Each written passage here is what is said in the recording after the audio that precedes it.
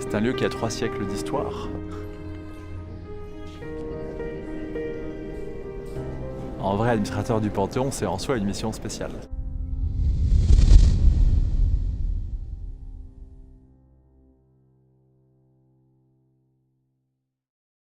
Je m'appelle donc Gaëtan, j'ai 27 ans, je suis administrateur du Panthéon depuis quelques semaines. J'ai donc la charge de ce prestigieux monument qui accueille 700 000 visiteurs par an.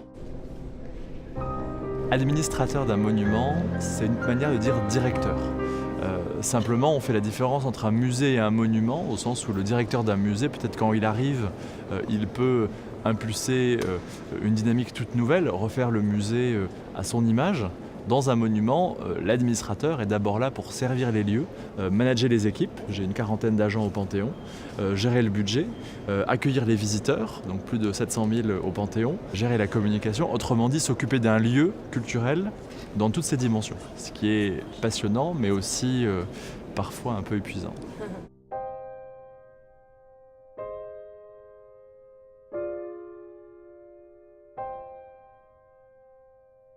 Donc le Panthéon a une histoire complexe qui est celle de la France, puisque ce bâtiment est très lié à la fois à la fin de l'Ancien Régime. Il a été construit à la demande de Louis XV, qui guéri d'une grave maladie a voulu rendre hommage à Sainte Geneviève, sainte patronne de Paris, cela quelques décennies avant la Révolution française. L'église va devenir monument, le monument va redevenir église, et c'est la panthéonisation de Victor Hugo en 1885 qui règle définitivement ce débat.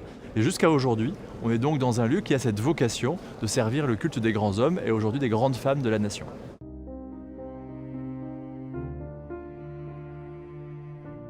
On se trouve ici dans l'avant-crypte, devant le tombeau de Rousseau et face à celui de Voltaire, les deux grands philosophes des Lumières, qui étaient d'ailleurs de grands rivaux. Rousseau n'est pas à présenter, c'est le père du concept d'égalité, l'une des grandes figures qui a marqué le XVIIIe siècle et qui, avec d'autres, avec Zola, avec Hugo, avec Jean Moulin, avec Marie Curie, avec André Malraux et tant d'autres, ils sont 79 en tout, sont les grands hommes et les grandes femmes du Panthéon. Et une question qui est parfois posée par les visiteurs, c'est de savoir comment on entre au Panthéon. Il n'y a pas de procédure, il n'y a pas de formulaire à remplir.